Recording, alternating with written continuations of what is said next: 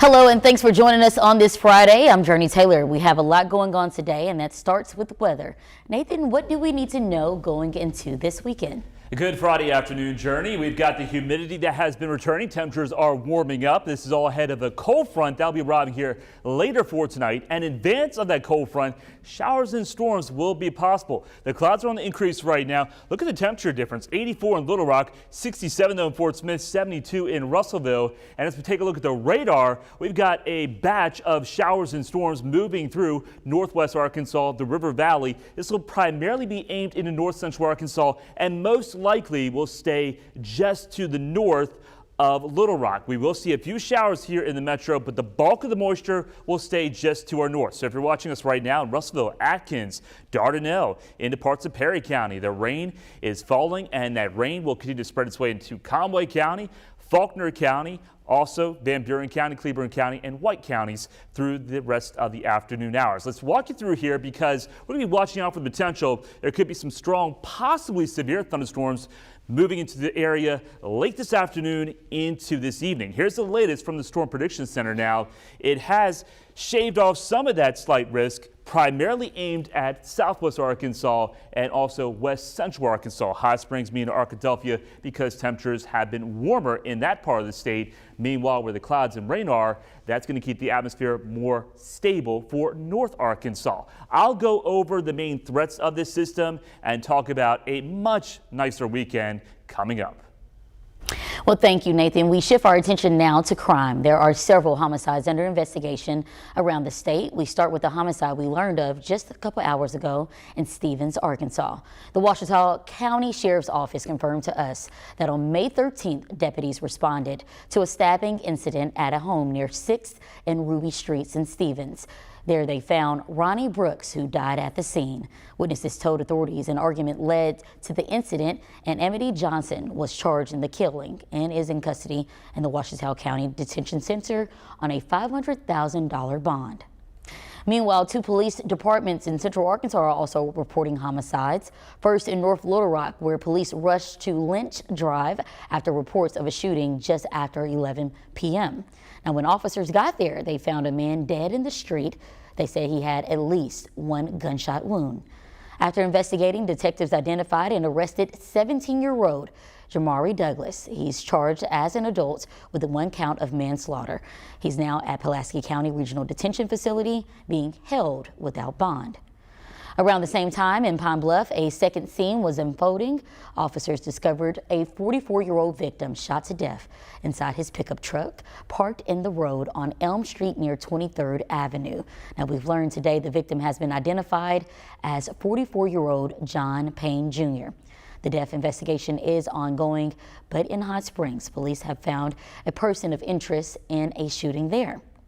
Around 2:30 a.m. on Thursday, police say 34-year-old Jamar Smith was found shot to death inside a home on Maryland Drive. After interviews, police pinpointed a suspect and brought him in for questioning. They haven't said if they've made an arrest just yet, but many of the investigations we've covered this afternoon are ongoing, but we will provide updates as we get them on air and on our website. We have an update this afternoon in the search of a missing man in the Buffalo River. The National Park Service says crews found the body of the 39-year-old man earlier yesterday, not far from where the search began. The man was visiting Arkansas from El Salvador. According to officials, he was on the river on Tuesday when he lost his footing at Grinders Ferry and was pulled underwater by the current. He was not wearing a life jacket when he went under.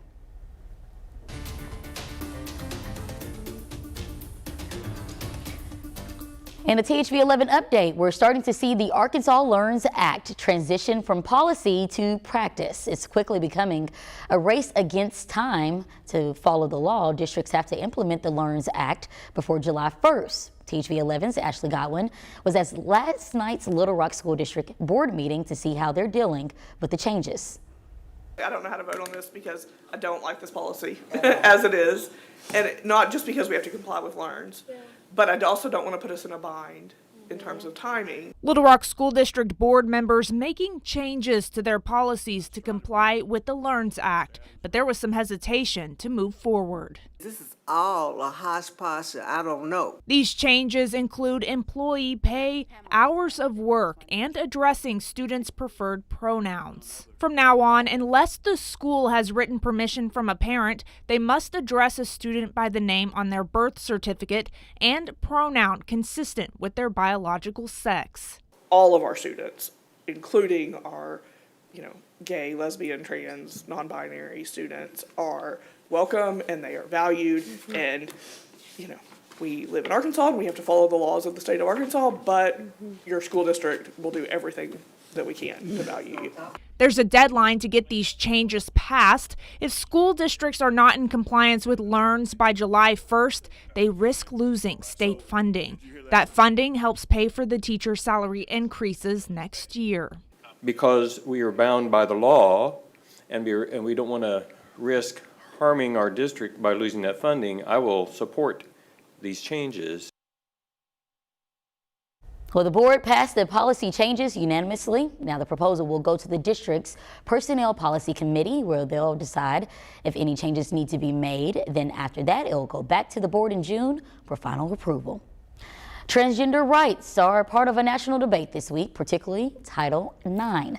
The focus is on President Biden's proposed rule that would allow transgender students in public schools to participate in sports according to their gender identities. Arkansas attorney Tim Griffin is among those voicing opposition.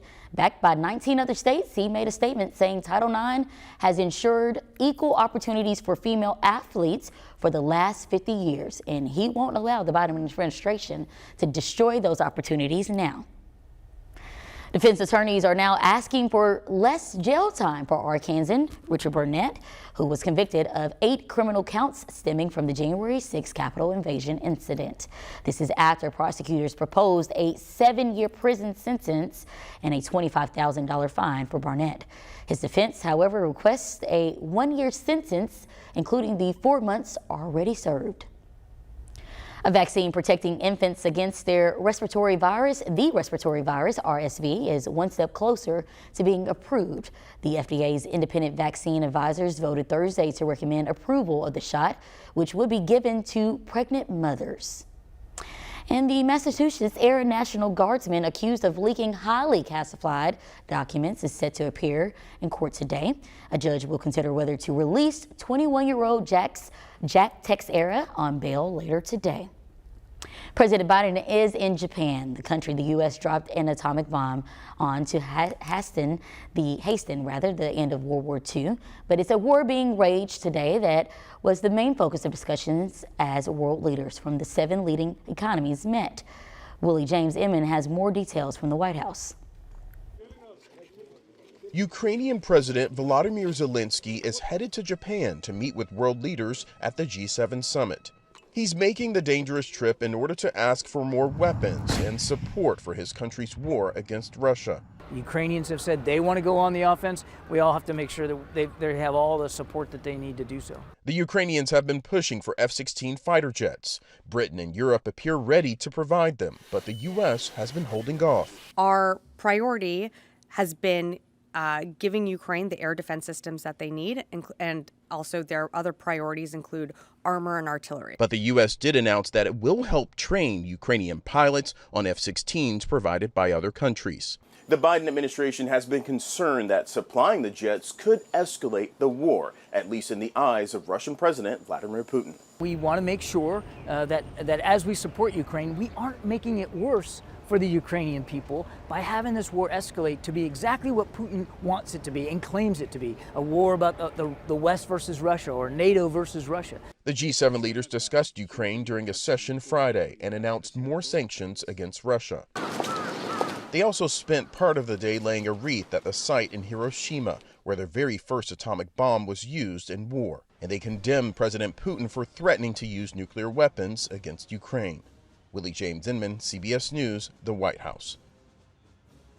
Well, in an ideal world, our loved ones age gracefully and peacefully. But in reality, many of us may one day rely on the care of a nursing home.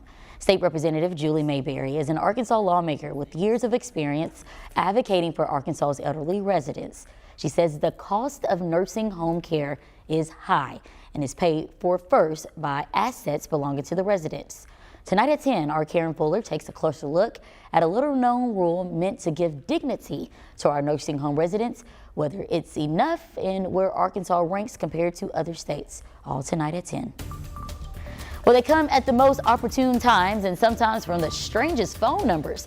We're talking about robocalls. In 7 minutes, we'll tell you what's being done to reduce those annoying calls. But first, let's check in with Nathan in the weather department. Well, the clouds are letting that sunshine fade away, and we've got rain and thunder showing up on radar. I'll have a live look at that and talk about a better potential. We could see some storms that may pack a punch later this evening coming up.